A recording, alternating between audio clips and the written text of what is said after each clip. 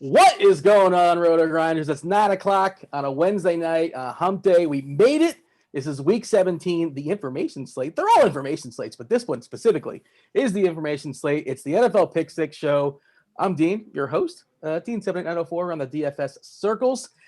With me are the two hosts that have been here all year long. The analysts. I stepped in in the middle of the season, 3/4 You're of the way. an analyst too. You are an analyst too. You are the dean. Well, there you go. Well, yeah, it just sort of works out that way, I suppose. That was the voice of Rich Hribar. You guys know him from Sharp Football Analysis, one of the sharpest football minds in all of DFS and all of fantasy football and all of Twitter. Rich, we made it. It's week 17, the information slate, where we don't have a lot of information on a Wednesday, so this will be fun. It always is. Week 17 is always weird. It's kind of a half-mass week, but we make the most of it. We get to play guys we never would have played, throughout the course of the years. Fun players sometimes they're terrible players. It kind of goes and oscillates back and forth. I played some really garbage plays in week 17 before, but I played some garbage plays in week 4 before too. So we're gonna ride this train one last time on a full slate, because it's the last full slate we get until week 1 of next year. So we'll make the most of it. Yeah, we may or may not be back next week for the 6-gamer, which should be a lot of fun. Stay tuned on that. Hey, like and subscribe, get notifications. You'll be known. It'll tell you. It'll pop up on your phone, pop up on your laptop, pop on your YouTube. Hey, and YouTube chat where we could see you. What's up? If you have any questions, we'll do our best to dabble to it. But I don't know. I can't make any promises. It's week 17. What do you want us to talk about? Hey, it's John Daigle. He's kicking back on Grandpa's cough medicine, or it's the wine. What are we drinking there, John? It's wine. It's admittedly nothing fancy, like a $12 bottle, but it's Wednesday night. This is the third show I've drank during the week because it's week 17. We're done. We have our notes. We're done with the big content. This is it. We made it. There were actually times this year where I did not think we were going to make it. And alas, we are here. And I'm excited to talk about it. Also, so I can throw this out in the ether, we were talking pre-show. It is called the Pick Six, by the way. And there are 6 games next week. So Cam and Cal, I know you are listening. I know you like the Daigle voice and the Reeves voice and the Dean voice. We're here. That's all I'm saying. We're here for next week if you need us. Yeah, that's going to be fun. And like we were saying, is it first time ever we're going to have a 6-game? Yeah, because of the extended, 7 teams obviously making it instead of 6 and only 1 bye. So it'll be fun for sure. And that's kind of it kind of leaves in the week 17 slate, because we keep saying, I keep saying information slate, and it's all about motivation and opportunity. And, there's a person named, John Wolford. Well, actually, that's because of injury. He's playing quarterback for the Rams this week. Chad Henne, of course, is quarterbacking the Chiefs. There's going to be more information trickling on throughout the week, and we're going to do our best. Not Chris Treveler. Who is that? I've never heard of that person. That's a person? You're robbed. Robbed of Treveler. He's 4,700. I was just going to jam the slate in with Treveler. I don't watch a lot of college football, so I don't know. This is a man. He was from the CFL. Yep. Oh, why are we playing Chad Henne? We know what he is. It was CFL across from the AAF. All the worlds were about to unite in week 17, as they should. But alas, Kyler's good. That's unfortunate, because Kyler's actually a good player. We want Streveler. I think it's Wolford of Wall Street is still in play if you want to go that low. He's an RA. He doesn't have Cooper Kupp, unfortunately, so we're running out of bullets here. But I'm intrigued because the Wolford of Wall Street can move. He can get out of his own way a little bit. He's got some legs. He ran for 1,200 yards his final 2 years at Wake Forest. They're going to run into bootlegs like they don't do at Jared Goff anymore. He's going to be on the move. It's just going to be no Cooper Kupp. That's just not a big play passing offense, which is unfortunate. So it might be more of a nursing along the lines. But I wanted Streveler. I was in on Streveler. I bet he's better outside of the pocket than Goff, to be honest. Can Wolford live up to that nick? That's a phenomenal nickname. He can't live up to that. That's too good of a nickname for the player he is, right? I mean, he played in the AAF. He's probably pretty bad. You just want to say Wolford of Wall Street. As the one person who watched the AAF with Reeser Island and DeMontre Moore leading in sacks, I can tell you that Wolford is not bad, but in NFL speaking levels, probably relatively. I think McVay can make it work. I think it's one of these situations, but it's not going to be an excitement. It's not going to be I don't know if there's a lot there. There's probably not a ceiling there, but we've got, he's 49, I think. Rudolph is 43. I don't know what Henne is, but they're all cheap if you want to go to him. Well, it's a question of how tight the cap's going to be, and it's a question we really can't answer on a Wednesday night because there's going to be tons of information pouring on throughout the week. So if you're listening to this on a Thursday or a Friday, like, well, we're talking about that guy, he is already out. Hey, this is the information we have. It's basically Spoiler a first. alert, Yeah, it will not be tight. I don't think it will be either, which makes me think we probably don't need, as fun as that nickname is, the Wolford of Wall Street. Like, it's going to be, we'll talk position by position at the end of the show or the back half of the show. What we do here, the pick six. If you guys are here for the first time, where have you been? It's week 17. We talk about three main games, and after we branch out from the three main games, we go position by position. Anybody it's not talked about as far as the three games we're going to hit on, and it's kind of 2.5. We'll discuss it. The third game we're not even fully confident with, and then we'll have a whole main slate conversation. But we got to start. Well, Daigle, let's start with Tennessee at Houston, 7.5 as far as Houston 7.5 point dogs here. Tennessee's plenty of motivation. Again, that's the key. I want the players that we know are going to be on the field, the ones that will have motivation for playoff ramifications. Of course, Tennessee does. 56 is a total. And if it's a loose cap, if we have the money, like, how do we not play King Henry against Houston? It's week 17. You would think we could find the money. But there's still, in my opinion, the big picture outlook here, something fishy going on because the Titans team total is the highest on the entire slate and only increasing. The total overall in this game is the highest on the entire slate. And yet the Texans sit there at a measly 23.5 points, despite the fact that Deshaun Watson's having a career year, despite losing DeAndre Hopkins, despite losing his coach, despite losing Will Fuller. Like, he just keeps on churning along. And the Texans are just right there. And I think it may be because something behind the scenes. Perhaps somebody knows something that we don't, and Watson getting that injury last week and basically Tim Wakefielding his way through the fourth quarter and throwing knuckleballs. But Tim Wakefield, wow. But we should not be, though, afraid, I will say that, about the Titans defense if Watson's healthy, because just like what we've seen from Rodgers last week, what we've seen historically this year, the Texans, if healthy, can mow through them. The Titans offer no pass rush, no coverage ability, nothing at all. And on the other side of the ball, which makes it interesting, is that last week was pretty much the first time we've seen the Titans fail on offense across the board. Nothing at all from Tannehill, who just completed 46% of his passes for 5 yards per attempt. Nothing at all from Derrick Henry, practically, who got game scripted out. And even Corey Davis, literally nothing in the box score. So it's a spot I want to get back on, especially for the Titans, because all can succeed here. It's a running joke because Derrick Henry's 223 yards shy of 2,000 yards.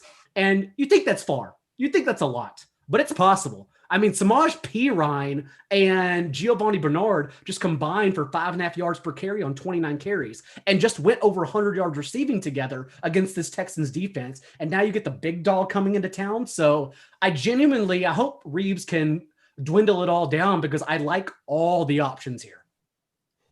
Yeah, so Rich, I don't know if you caught that, but we got Tim Wakefield reference. We got a Parks and Rec reference. Can you see that and raise it? Do you have an R.A. Dickey in your back pocket? What do you have? As far how can you counter? Phil Necro. I know. I'm out of knuckleball. Tom Candiotti. I'm out of knuckleballers. We're running low on the knuckleballers. I mean, listen, it's one last week to jam King Henry in, and then one last week to play the passing game, his leverage spots. What's funny is when you look at Derrick Henry's like monster games, Ryan Tannehill does not suck in them. You know, you would think there'd be like a really negative correlation to where Henry's ripping off these 200-yard games and Tannehill just isn't productive. It's not the case. I mean, even when these first two teams played, Derrick Henry had 264 yards from scrimmage in that game, and Tannehill threw for 4 touchdown passes, 282 passing yards. You can go up and down the box scores where Derrick Henry has had these huge games, and Tannehill typically has a good game with him. So I mean, there's clear leverage even with Derrick Henry getting off and like producing a high game that the Titans passing game offers a high upside still here too. I mean, this Houston defense just allowed Brandon Allen to throw for 370 yards and 10 yards per pass attempt. I mean, there's no way that I'm not going to go and play a bunch of these guys in the passing game just because they can't stop anybody. What about the J.J. Watt speech, the post game? How great the fans are in Houston. You think that's going to motivate them for weeks? They're going to all get up now for this game, or probably not? All I heard out of J.J. Watt is how insane it is to be a fan That's all I heard. I was like, why would anyone be a fan? Why are you here? But I digress. That's a whole different topic. Whatever colors you cheer for, I salute you. Stick true, I guess. But you look at AJ Brown, the last 3, he's played 3 career games against this team. Well, first of all, Houston's allowing the most points per game to opposing wide receiver ones in the NFL, 19.7 per game. AJ Brown's had his way with them all 3 times they played. He's got a touchdown in all 3 games, over 100 yards twice, 2 touchdowns the last time that these teams played when they were healthier and they had Bradley Roby and they had Justin Reed. This defense is just the sieve. I want to play everybody. Corey Davis has turned into new Marvin Jones. I mean, just look at his past 6 to 8 games. It's one week as the wide receiver 5, and the next week he's the wide receiver 80. Then he's the wide receiver 1. Then he's the wide receiver 50. Then he's the wide receiver 8, and then he doesn't even score any points. It's just you just hop on for the ride and know what you're going to get. A bunch of volatility because there's not a volume to go around. Even Jonnu had a season high target share last year. And when these teams played the first time, I mean, Johnny left the game earlier, but if we want a transitive property, Ferkser's 8 for 113, a touchdown. Everyone got a piece. Daigle wanted me to dwindle it down. I did not do a good job because everyone's in play because the Cincinnati Bengals looked like the Kansas City Chiefs against this defense a week ago. Yeah. Okay. So this is DFS, Daigle. People love to run back. Run it back. Who do we run it back with on Houston? Is it Brandon Cooks? Is it QT? Or is it just Onslaught? What are we doing here? So obviously it comes down to if Watson's healthy, but if Watson's not healthy, maybe you don't even skinny stack. You just go Henry and call it a day. But we've seen in their last 3 games together now, the last 2 games, I'm sorry, that Brandon Cooks has played with these guys without Will Fuller. And it's Cooks actually who still has a significant target share, 17 targets and a 24% share to, oddly enough, David Johnson's 20% and Kiki QT's 17%. David Johnson, I think, is really interesting. Of course, it literally only comes down to Duke Johnson's health. Is Duke Johnson out or not? That's all you need to look for. And I believe he was limited on Wednesday, so you can pay attention. But there was a full takeover last week, I will say, where he played 50 of 52 snaps, saw 100%, every single one of the team's carries and running back targets, and he ran a route on 87% of Deshaun Watson's dropbacks. So being used more. We talked about it last week, how we did not believe in his 11 targets, I believe it was, sticking around. But the fact is he still was used as a pass catching back heavily last week. So I think he's very interesting, especially if we see them fall behind and keep everyone on the field only in a come from behind mode. But if you ask me one receiver, I think we've seen pretty much when healthy, it's still Brandon Cooks. And then to a lesser extent, Kiki QT. Chad Hansen is definitely running routes, but he's coming very close to Chris Hogan, the exercise award. It's too late to claim Reeves' exercise award. The mantle, the room is already built. It's in the back in front of the air yards, the prayer yards room. But nonetheless, Chad Hansen is doing his best right now. He's doing your bit right in front of you, Reeves. By the way, I should have mentioned. I called it the Reeves'. I'd never take his bit. He gave you the homage. And I should have mentioned at the top of the show, my voice, my mic is it's coming off a little teeny. So my apology for that. And I learned the word tinny about 17 minutes ago. There you go. Thesaurus. Thank you. Devin, our producer. I appreciate that. Can you top that there, Hribar, as far as runbacks on Houston? Are we just kind of sort of forcing it? Is there anybody you're excited about outside of just correlation, or Reeves basically covered it? No, yeah, he's got it pretty much covered. I think you could pick any of those guys and it's fine, especially if Watson's playing. And then obviously you can just play Watson and Henry. You could run it back with Watson himself if you're a Henry stacker.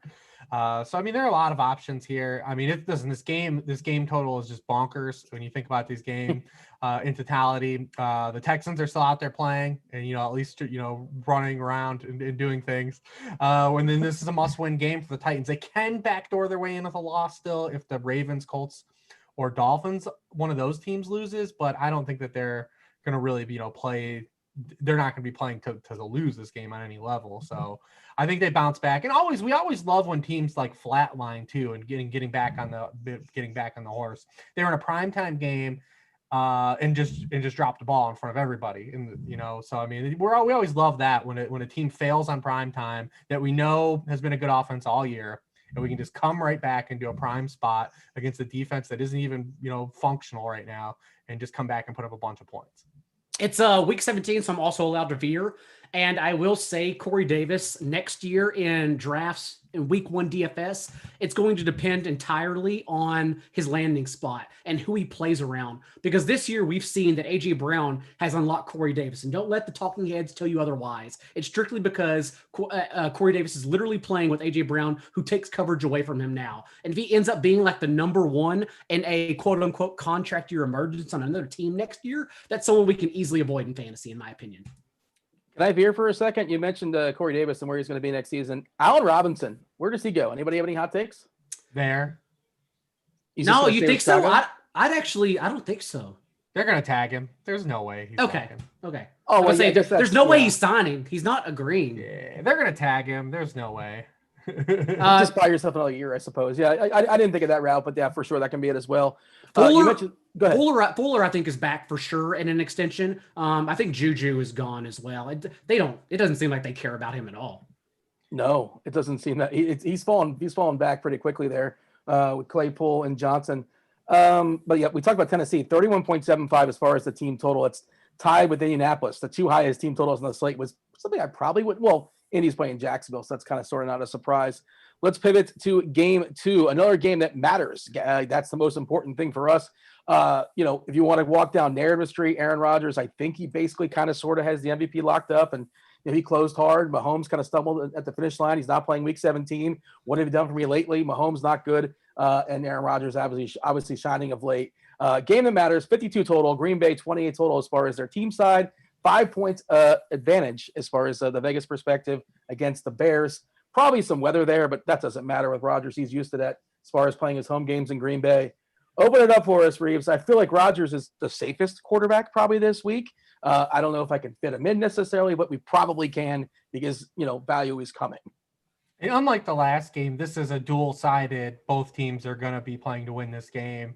Packers can lock up the 1 seed with a win. The Bears obviously have to win to get in. They need a Cardinals. They can get into the Cardinals loss too, but the way that game is trending, I don't think anyone's really counting on that at this point, with Kyler looking like he's going to play, and then Cooper Kupp now looking, well, he is out. But the Wolf of Wall Street, I was told. Yeah, the Wolf of Wall Street. I don't know, man. I think McVay might make it happen against Cliff. I mean, McVay versus Cliff is definitely worth some points in the Rams' favor. Absolutely, 100%. But like I said, both teams are going to be playing this game to win it, obviously. So we don't have a lot of those on the board. It's either one-sided, or we've got some teams that would have been like that we assume would have wanted to win, like the Bills and the Steelers. But it looks like both those teams are not going to be going down that road. Rodgers is 1 touchdown pass short of his career high, so he needs 2 to break that. Red ass Rodgers doing this year is the most Aaron Rodgers thing to the Packers. Like, it's so amazing that they use this 1st round pick, and he just comes out and is going to have what arguably his best NFL season after he was basically Andy Dalton for the previous 4 years. Like, really, really was. And there was no way around that. It just came back and has just set out the league ablaze this season. And the schedule's been extremely amazing for the Packers so far, and I think that's why everyone's still holding out what's going to happen to this team in the playoffs, because they really haven't punched up. They beat that was the second team they beat with over 500 record last week, and they've only faced like 2 legitimate defenses all year in the Buccaneers and the Saints. So I think people are still kind of like waiting for that other shoe to drop. They don't really want to go all in, and I think that's just the NFC in totality, that there's just not a clear team anyone really, really, really wants to back. But I expect Rodgers to close this game strong. The Bears have allowed multiple touchdown passes in 7 of their past 8 games. Rodgers threw 4 touchdowns against them the last time they played. Devontae Adams, early in the season, I caught some flack when I called him the Christian McCaffrey of wide receivers. How's that looking now? Caught 11 of 12 targets. Oh, yes, victory. I love it. Burn it down. The past 21 games Devontae Adams has played, he has 24 touchdowns. He has not scored a touchdown in just 6 of those games. His past 21 games played, 20 for a wide receiver. Like, this is some mid-'80s Jerry Rice shit. Like, 24 touchdowns in 21 games is like, we're talking like Randy Moss, and like Michael Thomas was stacking catches last year. Marvin Harrison, a season where he stacked catches. Like, when you're just all out, the only dude on your team, and you can just get in the box every week. I mean, this is crazy, man. The numbers that Devontae Adams is putting up. So obviously we know where they're so easy to play. Rodgers, who do you pair him with? Cool, not Big Bob. So I mean, it's pretty easy on that side to just know what we want to do with the Packers. And you guys talked about just someone getting free. fingers crossed Aaron Jones gets free and someone wants to use him as a 3-down back while he's still in like somewhat has some apex years left in him. Well, I mean, is he a free agent? Because they have Dillon and running backs are super replaceable. So why would they pay for Jones? I don't know. Like, he's fine. He's good. But, I mean, I don't know what their cap situation is. But isn't Dillon essentially the running back of the future there? I mean, you would think their agent has said a couple times now that he's been in negotiations for a long-term deal for Aaron Jones. But we're in week 17. And despite that happening since August, nothing has come about it. You haven't heard anything about them budging and getting closer towards an extension because, I mean, A.J. Dillon's been right there. And I know he went away for a little bit because of the COVID list. Apparently has some COVID fog lingering, but that wasn't the case. I mean, we saw just last week how he just absolutely dominated over Aaron Jones, who, of course, missed a portion of the first half with that hip injury, but Dillon was still amazing. And now on a limited sample, Dillon has actually avoided 18 tackles on only 47 touches, basically been PFF's most elusive running back in that span on the few touches he's gotten. And so now if you can imagine him getting more touches, like Reeb said, I don't think he's the premier play on this slate because we know it's going to be Aaron Rodgers going for that MVP award, just stamp of approval. It's already won, but just getting this done right now with Allen and Mahomes practically out the way in week 17. And then Devontae Adams, we know where the ball is going to go. We thought it could be Allen Lazard, but even playing an increased number of snaps, we saw Allen Lazard is still just another ancillary piece that may hit, but he's just a lottery ticket. That's it. And then, yeah, if that's the case and they knock this game out early, which is, remember what happened the last time they played the Bears. I know Trubisky's numbers looked good, but Trubisky was basically a fourth quarter option who got all of his yardage, half of his yardage through the air and 2 of his 3 touchdowns in the fourth quarter when they were already trailing 41-10 in that game. So you would think the Packers just, again, put this one away. And if that's the case, maybe it is a second half DFS option for A.J. Dillon, who I would think in that case relieves Aaron Jones to keep Jones fresh for the playoffs. All right. Chicago, again, like you guys talked about, as far as going all out, they have to win to get in, or they need some help from the Wolford of Wall Street. There you go. So that's unlikely. I suppose that's possible. Sure, why not? So you'd assume Montgomery will be on the field. I mean, almost 100% of the snaps. He will continue doing his best to dominate. He's been a great fantasy player for the last 2 months, basically. Had a really clean schedule too, and just like Green Bay. Like Chicago, it's really, really clear, Daigle, as far as who the targets. Green Bay, it's about Adams, it's about Jones. Chicago, it's about Robinson and Montgomery, and that's it. Of course, there are ancillary pieces that can kind of sort of jump in there and steal touchdowns and things like that. But if you like a game stack, you want yourself a game stack, and 2 teams that are motivated with a fairly high total, this is where it's at. And since week 12, when Montgomery emerged as this quote-unquote RB1, even though I guess if we are doing RB finishes, he is an RB1 technically, even though we know it's all come against the schedule. We're not going to be fooled going through the offseason, but he still has gotten 18 targets in that span the last 5 games. And so, yeah, that's literally the stacking options. I believe, didn't he even have a receiving touchdown in this game against the Packers in the fourth quarter? It was inside the 5, I believe. They ran a screen for him, and he just waltzed right in because they were up 41-10. They didn't even care. They didn't even try to stop him. So, yeah, that's the options. Like you said, Dean, it is literally Trubisky, Allen Robinson, and David Montgomery. You can chase the prayer yards for all these other guys who I think are talented players all you want, but from Trubisky, who they may even, if you want to veer again, who it sounds like, I do believe, because they are a short-sighted organization, are going to run it back next year. Hopefully they at least bring in some competition, but if they just do Nick Foles and Trubisky again, I mean, my God, we already know the result. Either way, though, it is Robinson, Trubisky, and Montgomery, and that's it. Yeah, man, if you're going to get me on a tangent, I'm all about, if I'm a fan of a team, I want Mahomes as my quarterback, or I want Haskins at my quarterback. I want the worst quarterback. I want the best quarterback. I don't want the quarterback number 18 that he's just good enough that we're not going to replace him. And we'll see. I want the guy that's so terrible we have to draft somebody and start all over again. Or I want the best quarterback in the league, and that's that. It's like the NBA when you have the playoff team number 7, playoff team number 8, playoff team number 9, right in the fringe. You're too good to get a great lottery pick, and you're too terrible to do anything in the NBA. But all right, there's my little soapbox. I mean, if you're going to go worst, just trade for Darnold. They're not going to want him after this year when they get a quarterback. I'd rather have Darnold as a project than Trubisky. We know what Trubisky is. There's nothing left to hide. It's been a 5-game schedule. That's it. It's simple. Yeah, he's like at best like the 15th best quarterback is kind of the point I'm making, and then you're not going anywhere with that in the NFL in 2020. All right, if you have any thoughts on that, Reeves, by all means go for it. But tell us, is there anything else in the Bears that's interesting besides the two main pieces? Is Reeves is he still here? Yeah, he's just not answering because he knows. Oh, he's shaking his head. I should be watching the video. It's an amateur move on my part. I apologize, but yeah, just give me the nah wave, I suppose. Cole Kmet I was trying to make Cole Kmet season happen a couple times. It hasn't happened. Jimmy Graham is still siphoning those touchdowns, and good for him, I guess. He had a walk-in touchdown that the Biscuit missed him on last week, but you just look at all this opportunity he's had, and there's just no production to go with it. He's out there. He is getting targets too, so it's not just like he's not just exercising, but he's had 70% or more of the snaps the past 6 weeks, and has 123 total yards. Not a lot of juice there, even for a tight end. So yeah. Oh, well. What do you have for us as far as game 3, Atlanta at Tampa? Tampa is a 6.5-point favorite here. 50 as far as the total. Hribar, start with this because, Atlanta, I'm not as enthused about this one. And to be fair, like we struggle to pick a third game. So this is like we said 2.5 games. This is the half a game. And then we'll branch out as far as everything else. But Atlanta, Tampa, where do you want to start? Well, I mean, these teams just played a shootout 2 weeks ago. That kind of went bonkers in the fourth quarter. Matt Ryan, kind of got back on the fence, and we saw him roll it over last week. I mean, he wasn't like super exciting, but 20 more fantasy points for Matt Ryan last week. We've talked about this Bucs defense kind of ad nauseum over the back half of the season, has been beatable through the air. The Lions couldn't do anything, but what are we counting on the Lions to do at this point? Bruce Arians has already said they're going to go all out.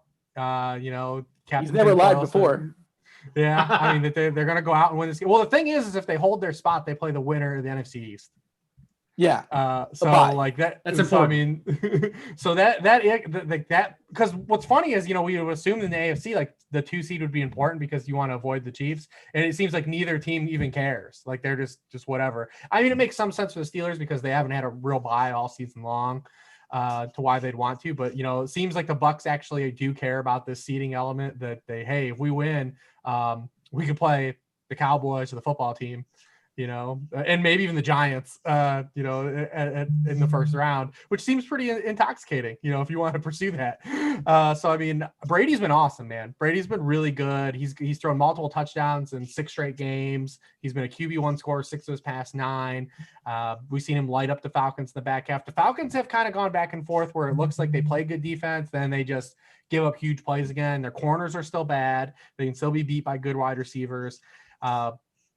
Mike Evans is 40 yards short now after the 2 monster games. He's had back-to-back 100-yard games, and he's now 40 yards shy of 1,000 yards. That is very important, I believe, for them to get him there. He'll be the first player in NFL history to start his career at 7 straight 1,000-yard receiving seasons. So, I mean, I think that's important for him to get. And it looked like it was dead, a month ago. Like there was no shot. And, he's gone. He's basically put up 300 yards the past 2 weeks to kind of get in position. And then on the other side, it's just really easy, man. We know who to play. I mean, you just keep playing Calvin Ridley. Like really, that's it, right? I mean, I guess you can play a pinch of Gage. He's got an outside chance now with Kelsey not probably looking like he's going to play. Diggs looks like he probably won't play a complete game if he does start. I mean, Calvin Ridley has a shot to win the receiving title. In yardage, it could come down between him and DeAndre Hopkins, who faces, the Rams, who only had 52 yards against the first time they played and don't give up a lot of production wide receivers. So Ridley has a chance to backdoor the receiving yardage crown.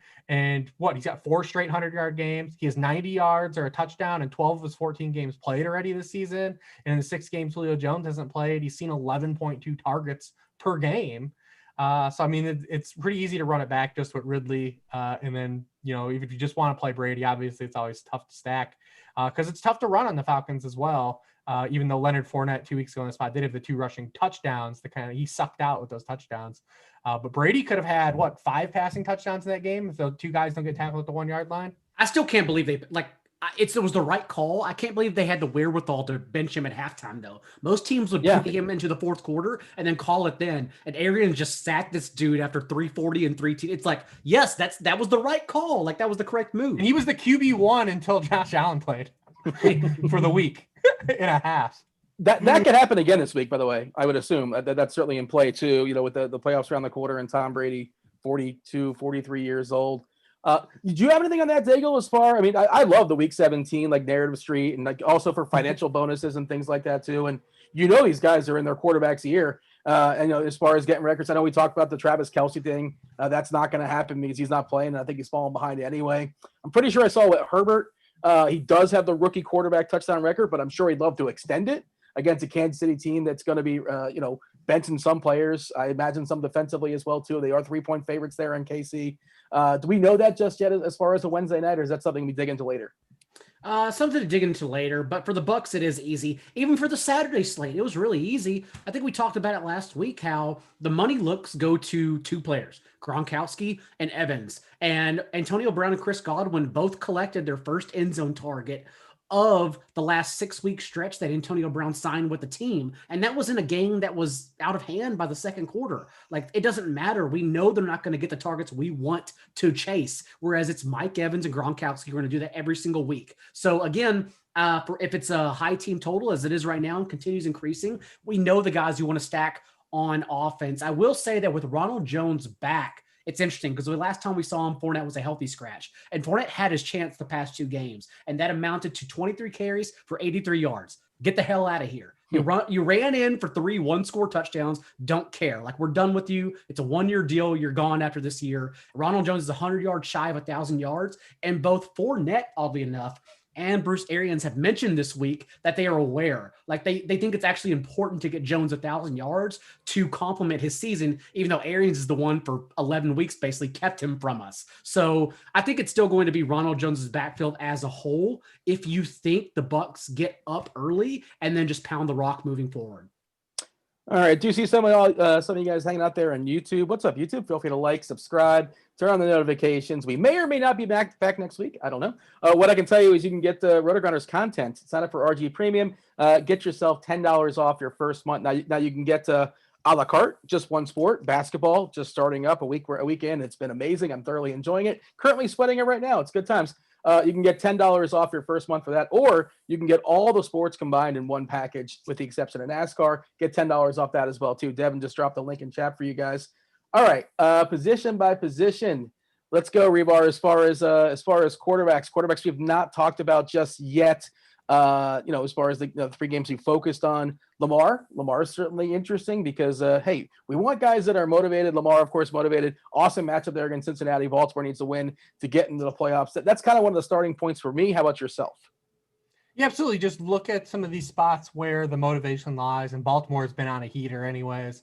This past month, the offense is kind of looking like it was kind of last year, and obviously the schedule has helped them out a lot down the stretch here as well. But, Lamar has 4 straight games with 20 or more fantasy points, 5 of his past 6, he's gone over 20. The last time these teams played, remember Lamar picked up like that phantom knee injury like late in the week and then only ran 2 times for 3 yards, like easily like the lowest amount in his career.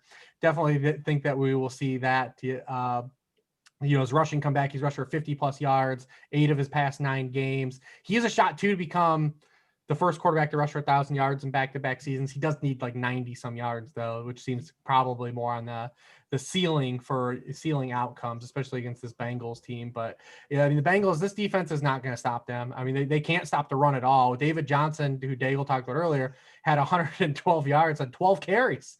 He had 12 carries. I mean, they're going to run down their throats, man. It's going to be crazy all game. The only problem is that Dobbins' price keeps going up, but like his ceiling just isn't there for fantasy because one, he's not catching passes, and Gus Edwards is just getting too much of the ancillary pie, and he deserves it. He's been playing really well. So I mean, Dobbins' price has kind of put him in a no-fly zone, even though the matchup is great and you can take some shots. I think even if he does score, and he scored in 5 straight games, that there's just not a lot of big ceiling. Like, is Dobbins a guy that can get you 20+? Like, probably not. And then on the one of the other teams I think you can absolutely look to, and you can go full team stack. I know we're talking about quarterbacks, and I'm just doing what I want. But, the Colts in this must-win spot against this We have one last week to just stack dudes against the Jaguars. I mean, this defense is horrendous. It is an absolute joke at this point of the season. We just seen Trubisky just put up 40 plus on them. The Colts, their one win the Jaguars have this year is against the Colts. You don't think that bothers the Colts right now, needing one game to get into the playoffs, that they are the one team that lost to this horrendous outfit that's already printing Trevor Lawrence jerseys and sending them to people's homes? Is that happening? It probably is. No, I don't know, but I mean, and you can just pick your flavor here. I mean, Jonathan Taylor, the past 5 weeks has been as hot as everyone outside of David Montgomery, and consistently hot in that stretch. The Jaguars allowed 203 yards from scrimmage to opposing backfields over the past 5 games, 7 touchdowns to running backs, 4 top 8 finishes, and then the past 9 weeks, the average wide receiver 1 receiving line against the Jaguars is 7.5 catches for 99.6 yards. The fewest amount of PPR points one of those wide receiver 1s had is 14.5 PPR points. The past 6 games, 5 different wide receiver 1s have had 20 plus PPR points against the Jaguars.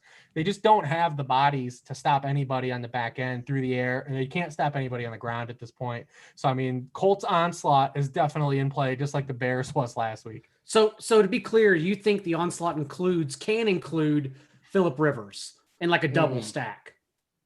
Sure. Yeah. Look at this. Okay. Look at the quarterback points that are being put up. That's what I'm looking at. Yeah.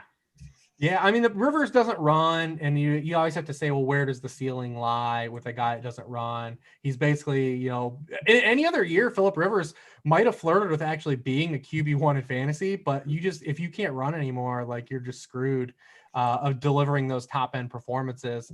But 6K flat, not too bad to try to squeeze on, a 20 plus point game.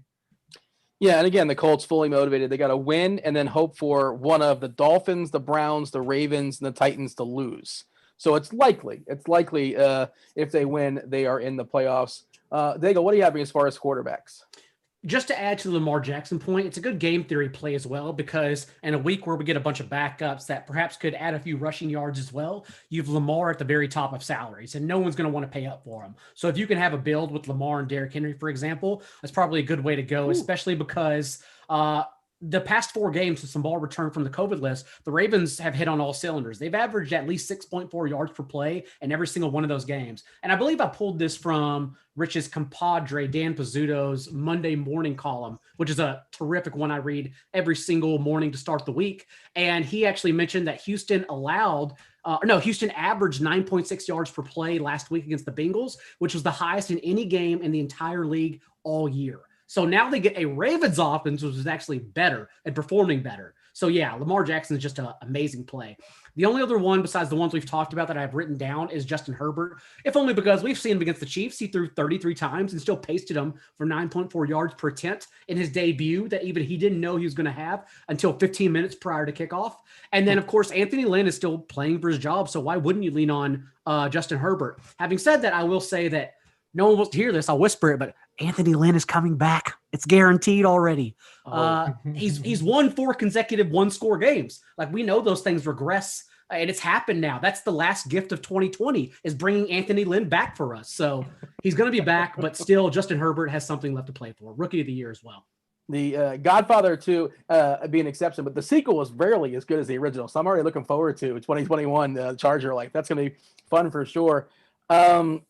Who else as far as quarterbacks are kind of so Murray's got to be like worth. I mean, he says he's fine. He said, and obviously we know the ceiling with him. He's a quarterback with legs and who may get neglected to some extent. That's a 40.5 total for what it's worth. But maybe the Rams are super inefficient on offense, not only without they're starting the Wolf of Wall Street, but Cooper Kupp is out as well. So that offense just can be completely defunct, and maybe Arizona turns them over a couple times. You get some free cheapy touchdowns for Murray for what it's worth. Again, total is super, super low, and they're barely even favored. But I think it's kind of interesting as the upside, at least. Is there anything else here to hit as far as quarterbacks, or shall we talk about running backs? I think it's running backs, right? Let's do it. All right. Hribar, start us off as far as some RBs. Yes, we talked about Henry already. Besides Henry, who else are we looking at? I don't think I will be one of the guys going to the Ty Johnson, Rod Smith, whatever Vikings guy. I don't think that those guys, because I think there's some stars that actually I think have some motivation and are going to are in some good spots. Well, I think Melvin Gordon is a good play again. I got on him last week. It just didn't happen. I know a lot of people did too as well. I mean, Still was fine. I mean, 16 of 24 backfield touches, 79 yards, just didn't get there in the end zone. But he's actually been playing really good. He's averaging 6.2 yards per carry over the past 4 games.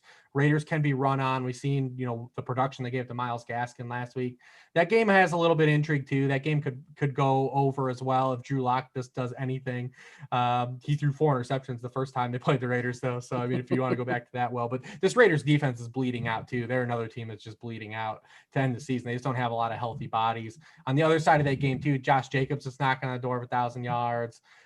Denver can be run on. DeAndre Swift is in a good spot, I think, if he gets the workload. That's one you might have to just be kind of skeptical on, but it's been there for him. What's that? Why would he? Why would they run him into the ground week 17? Well, they've been. Look at he's handled the past 3 games, 44 of 64 backfield touches. He's got catch equity. He's got at least 3 catches in 11 of his 12 games played. He was in the second half last week. I agree with you. I agree with what you're saying, but and it hasn't happened yet. And maybe it happens week 17, and maybe they just run Adrian Peterson again. Well, the one thing you have to think about with these guys, though, like Raheem Morris and Romeo Crennel and Darrell Bevell, is like it's an audition for these guys too. Yeah, those guys aren't going to be back anywhere. Like they're not going to be back with those teams, so they at least want to say, "Hey, I did this. I put this out there." They're trying to get jobs too. So I mean, they're from a coaching standpoint, those guys they have no incentive to bench dudes. Like unless a guy is hurt. Like Stafford has no business playing after what he's gone through the past month. Like that dude has no business playing. But he wants to. I mean, yeah. Oh, he always wants to play. I mean, yeah. I agree with you though on the premise of let's just shut him down and let's just give the ball to Adrian Peterson 50 times and shut the door. Let's do that. I totally agree with the premise. By the way, next, imagine like the Lions offense perhaps next year what happens. Like Kenny Golladay free agency, Marvin Jones free agency, Darrell Bevell out the way, Matthew Stafford maybe trying to go to a team that he knows can compete in his twilight years. Like, yeah, that team could be an even bigger disaster. Bring in Aaron Jones. There you go. That'll make that probably doesn't make a lot of sense. No. No Mike Davis this week. I hope you guys are sitting down. No Christian McCaffrey again. I'm not sure. Is that official? It's official. Sure. Let's make it official. I think it's official. Doesn't matter. He's not playing. Yeah. Do we care about that Carolina backfield? Also, Dalvin Cook, off tragedy in his life, his father died. That's terrible. He's not going to be playing. Madison, I see, is questionable as well too. Like, do we dig? Some of these sites preemptively. Okay, so do we expect? So is Madison going to get? Again, we don't know these things, and especially on a Wednesday.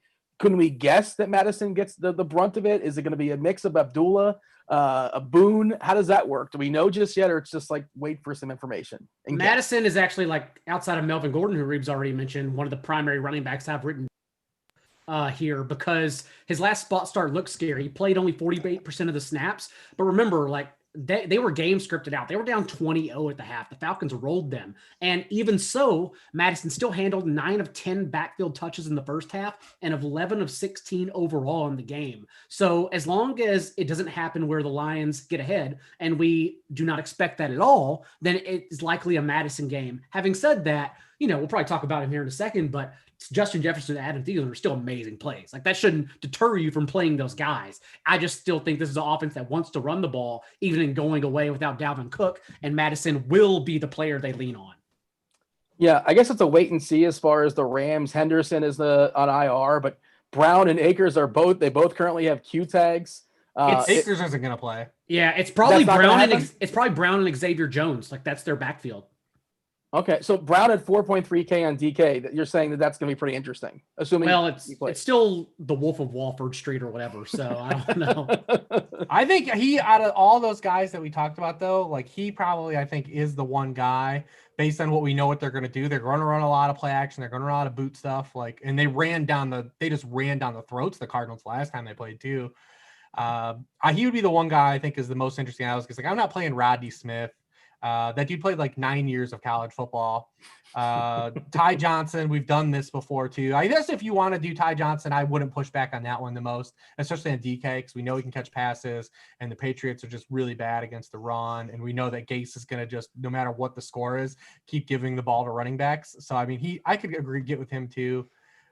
As well. But I think Brown is pretty interesting out of those guys. And then I mean, listen, we can just keep playing the backup that is really good in Jeff Wilson, and you kind of, hope they can hang around the game in that game. I still think like Seattle could be a team that doesn't play anyone full in the game. They can technically get the 1 seed, but it's like the probability is like sub 5% through like ESPN's model.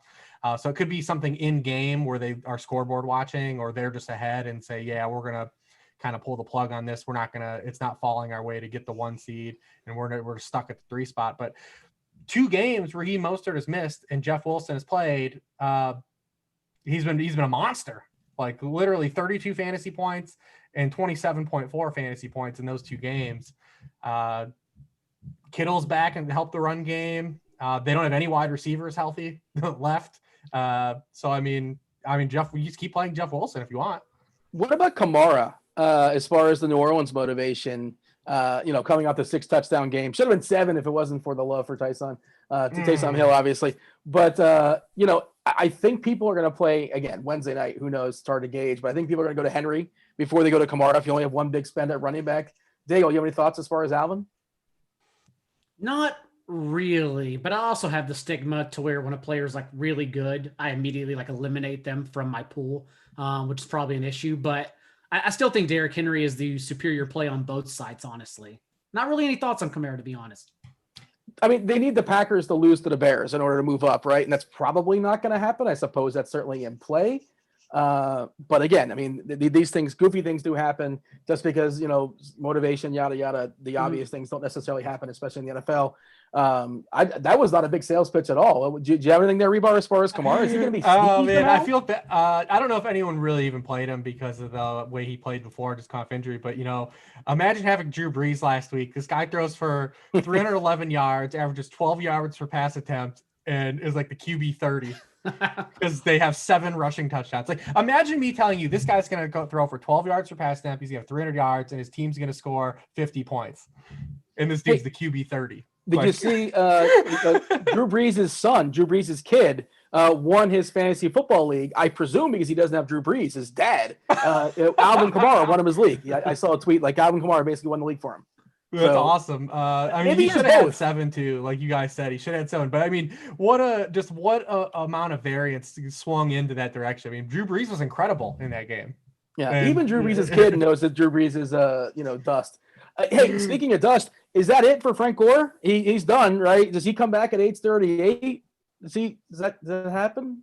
Sure. It was a hell of a run. Totally serious. There are rumors. He's at 16,000 yards right now. He's I think on the button, like literally on the button. So I think he's like 767 shy, I believe, of second all time. But I would imagine since his kid is eligible in 2023 to come to the league, and you think it's a joke. You think it's a joke, but it's Frank Gore. It's like Bronny and LeBron. I genuinely think he hangs around for a couple of years, honestly.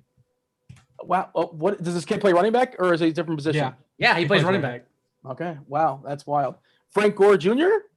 That's his name. Yeah. Okay. Yeah. I don't know. I was just throwing. That's actually his name. Yeah. Yeah. Wow. That's whenever we get Dean 90874 Jr. or whatever, let me know. Oh man, I feel old, man, when Frank Gore's kid is in the league. Is that it for running back? Let's talk about receiver. We kind of touched on them so far in passing, but Daigle, fire some receivers that are popping for you. Now, we talked about Justin Jefferson already. I think the Vikings pass attack is another tremendous way to go if you're trying to get off Madison. Now, you shouldn't get off Madison basically at stone minimum on Fanduel. You should just play him. But if you want to go double stack Kirk Cousins, or even Kirk Cousins and Justin Jefferson, and then hang around with a Marvin Jones run back, okay, that's cool, because not many people are probably going to play Marvin Jones after he laid that dud last week. But I still think he's a tremendous play as well. So Justin Jefferson, who's 42 yards shy of 1,000, is a good one and a good milestone to chase. DK Metcalf, I mean, we know the ball is not going to Tyler Lockett. Like, we know that. Of course, it comes down to Seattle's motivation now.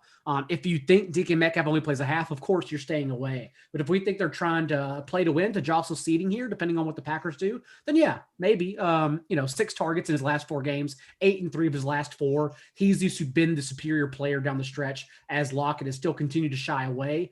And then T.Y. Hilton, if you want another alternative or just a second option with that Colts stack. I know he only got 3 targets, I believe, last week, but it was still a 24% target share. And same go. I think you can double stack Rivers, Jonathan Taylor, and Frank and not Frank Gore, T.Y. Hilton, if that's a route you want to take. Because even Taylor, not to go on a quick tangent, but I'm going to. Like, remember, he had 14 carries, 70 yards, and 2 touchdowns in the first half, and then Frank Reich dropped the ball in the second half and only gave him 4 touches the rest of the way, despite having a 3-score lead. So I think they try to make amends and also get Taylor to 1,000 yards, but both him and T.Y. Hilton can still benefit in the same game, as we've seen time and time again down the stretch. The Seahawks, as far as their motivation, let's see, between 1 and 3, depending on how things sort of fall. In order to get the 1 seed, they need, but the Packers and the Saints to lose, that's probably not going to happen. They can get the 2 if they win and the Saints lose. Just sort of throwing it out there. By the way, hey, it's worth mentioning here. The Giants and the Cowboys are going to be both fully motivated to win this game. They don't know if they win. Well, we'll see what happens on Sunday Night Football, right? But this is 2 teams, 2 terrible teams. This feels like a Week 17 shining, and of course, it comes down to this because of the NFC East. Are we doing a disservice here, Reeves? By just we have not mentioned anybody in this game. Well, have you watched the Giants game, Dean? Dean, have you watched the Giants play football? I watch. They pop up on Red Zone sometimes. Do they? Do they? They're not defensively they do. I mean, this Giants offense, man. Yeah, I mean, it's a nightmare. I mean, hey, it's the Cowboys defense. Anything can happen. But I mean, the problem is, as we've seen it, like Daniel Jones has to be running. I mean, and we've seen it. He came back again last week, and what happened? He didn't run again. Yeah. So I mean, how healthy is he? If he's not using his legs, he offers nothing, because we're relying on his passing acumen, which is very suspect to begin with. Even before, while he was running, he was averaging 5 carries per game for 37 rushing yards per game. That's what a passing touchdown a game he was averaging rushing. You take that off of a guy who's he's thrown more than 1 passing touchdown just 3 times this season. And he hasn't thrown more than 2 passing touchdowns any game this season. So you take a passing touchdown away from him, which is what he was giving you on the ground. Like, that hurts. It hurts. I mean, even when he played the Cowboys when they were at their just apex of awful and didn't throw a passing touchdown. Like, when the Cowboys were by and large, like, trending to be one of the worst defenses in NFL history, and didn't throw a touchdown in that game. So, I mean, it's tough. It's tough. The Cowboys have been playing really well the past month in Cowboy sense. I mean, they beat the 49ers and the Bengals and the Eagles. So, I mean, whatever you want to throw that for. But, I mean, I just don't know, man. How are the Giants getting? I think Darius Slayton is an interesting guy. Like, if you were to go down the road, he's getting a bunch of targets the past 3 weeks. 8, 9, 8 the past 3 weeks. So those can turn into something against the Cowboys. They will give up big plays. They still have the most points per target to wide receivers, the highest touchdown rate. But it's a stretch, though. It's a stretch. I was just going to say, sometimes the chat gives us the business, and appropriately so, for focusing too much on DK as opposed to FanDuel. Slayton's 5K on FanDuel. Shepard's 5.5 on FanDuel. Like, those guys can kind of sort of somewhat help you over there. Again, depending on, we don't know what it's going to look like as far as how tight or Slayton. Yeah, I mean, those are reasonable prices. Again, not enthused to roster those guys, but also they do have proper motivation, and you're not rostering because you like them necessarily. You're rostering because you get the guys you actually can like because, hey, there's a salary cap that exists. What do you have for me there? John, you were going to say. That's a terrific question. Oh, Daniel Jones. The past 2 weeks, to Rich's point, 12 sacks taken, 3 fumbles, and 56% of his passes completed because he's been a statue. And he even said, like, if he can't run, he told media today, if he can't run, he's going to be a pocket passer. And I was like, well, that means I need to be a Cowboys better because you a pocket passer. It's not really well. So yeah, it's interesting. Of course, like, the Cowboys have played better, but it's also been schedule induced, even though last week it's very clear they were told to sit on Jalen Hurts, and Jalen Hurts still paced him for 410 yards. So it's not like they did that great a job, but yeah, Daniel Jones at least practiced in full today, so that makes it a little bit interesting. Having said that, I know the Bucs would prefer to play the Giants. The Bucs don't want to play the Cowboys offense, so that is at least a little something there. How much do we factor in? It's hard to predict this stuff, obviously, but scoreboard watching, like, the NFL does a pretty good job of, like, the games that matter to you are being played at the same time. But I know Buffalo was mentioned in passing, and somebody was talking about, I think it was Reeves. You were saying, like, we don't think Diggs he might not play the entire game. And why is that? Well, the only way they can benefit this week is if Pittsburgh somehow wins. And Pittsburgh is their quarterback is Mason Rudolph, which may or may not be an upgrade depending on. But still, they're 10-point dogs here to Cleveland. And Cleveland, again, a team that's fully motivated as well. So what happens there, Reeves? Like, say Cleveland has beaten the Steelers by 3 or 4 touchdowns or whatever, beating them big, handily, third, fourth quarter, start of the fourth. Does Buffalo knows this? They have internet access. They can tell what's going on there in Cleveland. Do they just sit everybody, right? Is that what we're thinking happens? We might get some information as the week goes on. McDermott they sat guys. I mean, Josh Allen, played 7 snaps in week 17 last year before they rested him. The only narrative I can spin is that just the Bills have been so hot. Maybe he doesn't want to break up the momentum they have, but with the Steelers already tipping their hand that they want to rest guys because, like I said, they haven't even had a real bye. Their official bye week, they practiced the entire week because the game got moved. So like they want to rest some guys at this point. And with them already tipping their hand, I think the Bills will end up following suit in game. And that line is already shrunk. It opened at like 5.5 in the Bills' favor. It's already down to 1.5, I believe, already. And that's without McDermott even kind of confirming, although he said that he does already kind of know what they're going to do. But like I said, read the tea leaves last year. They sat guys after they started. I think we'll probably see something similar in that, in this outcome as well, which makes it interesting because, a lot of teams are kind of counting on the Bills to show up. A lot of teams need the Browns or Dolphins to lose, and neither one of their opponents really seem like they're going to really kind of push anything on them, with it only being the one, there's only one bye to get. None of them have it. Seeding doesn't matter to those guys because it's all up in the air behind them. I think it makes Gabriel Davis really interesting because we know Cole Beasley isn't going to play regardless. And they already brought in Kenny Stills to kind of signal how ominous that injury could be. They called it week to week. Why would they play John Brown? At this point, no reason. He hasn't play, there's no reason. So I think we'll see a lot of Gabriel Davis regardless in this game because he's going to either probably start like he's been. And then, if Diggs goes out, if Diggs plays a couple drives or they try to set a couple records, because I think Josh Allen needs just like some yardage or something to set a Bills record. Gabriel Davis is probably a guy that's going to play the whole game, and we know that he's got some upside. It's a tough spot though, because you're talking about Matt Barkley versus this Dolphins secondary. But just chase the targets and hope for it. We know that Keenan Allen's already out, so we'll see the same thing we saw with what's going on. I thought it was weird that people went to Tyron Johnson again when it was, it's clear that Jalen Guyton's played over him the whole season. And then with Keenan Allen being out the week before, it was Jalen Guyton who ran in the slot, Keenan Allen's position. So with Keenan Allen being out last week, I thought it was weird that people were going right back to him. And then Big Mike anyways, was healthy, and Mike got his 10 targets. Any Big Mike does, he dropped a touchdown and caught an interception. Hey, I think Big Mike is in play as well. I think Jerry Jeudy, who had the worst game I've ever seen a wide receiver play last week, is in play. The Raiders secondary is it's atrocious. That dude got 15 targets. You want to know why he got 15 targets through 5 drops? Because he just kept getting open. Like, you don't get to keep dropping passes like Deontay Johnson. You don't get to keep dropping passes unless, hey man, this dude's wide open. I have to throw it. It's the right read. What happens after this? But we were blaming Drew Lock the whole year because of his catchable target rate. That one last week was on old Double J there. It was the roughest game I've seen a guy play a wide receiver in quite some time. I will say, like, if McDermott watched any amount of Mason Rudolph last year, he would just bench the Bills. Like, he knows. he knows this thing is over. How many sacks does Myles Garrett get in that game? Oh my! I forgot about that. I slept on that narrative. Oh man, it's for sure gonna happen. I'm terrified. I assume that the Steelers are gonna be resting some of these linemen as well. Maybe not either their tackles, but like they got some old linemen, in DeCastro and Pouncey, some guy Villanueva, some guys who have some miles on them. And like I said, they have not had a lot of time off. I just really hope that the Browns do this. I'm worried, and there's no reason to be worried if only because they're the Browns and have history against them. But man, if you can't do this, I don't know what to tell you, buddy. Like, you got to get in here. You got to do it.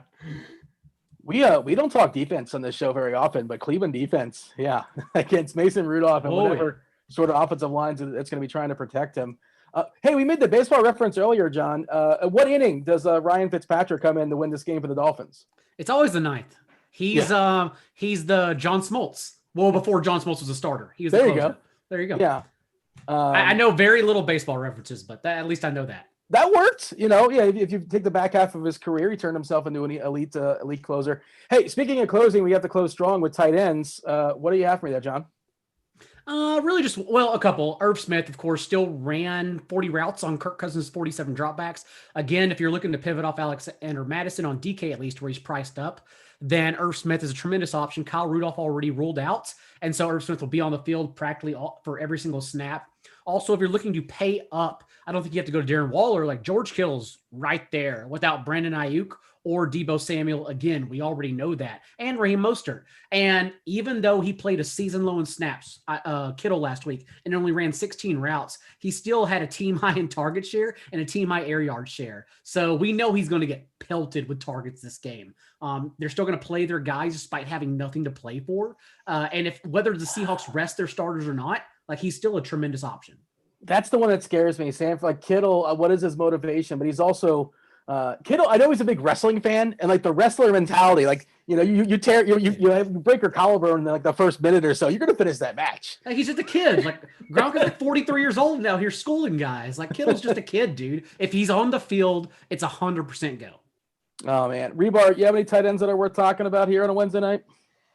I mean, this position all year has just been. I mean, because everyone's just literally done one thing. They've either played Kelsey or Waller, or they've just given up. And it's literally you lay down or you play one of those top guys. Andrews is obviously a great play. If you want to get him, he's absolutely crushed the Bengals too over the course of his career, especially with Lamar as a starter. He's been hot too. He's like kind of bounced back after that slow start, like a lot of the Ravens have. But I mean, it's been play a top guy or just go to and play a bottom rung option. Who do we have as options on the bottom rung this week? Ingram is 3-7 on DK in a game where he's fully motivated. I like that. I don't know if he's going to play. That's the thing. It sounds very skeptical. Now, of course, the game matters, so maybe they squeeze him in there. Irv is 4K. What? Yeah, 3.9. Yeah. They already ruled Rudolph out. You can go there. Fant is fine, but he's like only a PPR play. Like he's not playable on Fanduel. I don't really think he's really, because you just look at him, he's all PPR. 1 touchdown since week 2, but he'll get you like 7 for 45. It's kind of like where he's been living. Good matchup though. Like I said, we almost talked about that game. That was almost another game. That game, like I said, could be kind of a sneaky shootout too as well. But I think it's tight end, man. I'm done with this. This was a blast, guys. I don't know if this is it. We may be back next week. We may not. There are 6 games. This show is called the NFL Pick 6 Show. Cam, Cal, do your thing. Bring us back. 6. Dan, hit the email up. You got it.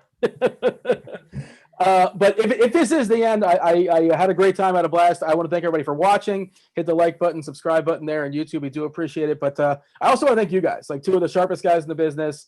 Welcome me on the show. I was not the host of the show, start of the year, and you guys open arms and as like I was a part of the team from the start, and I very much appreciate it, and I respect you guys thoroughly. So thank you for welcoming to the show.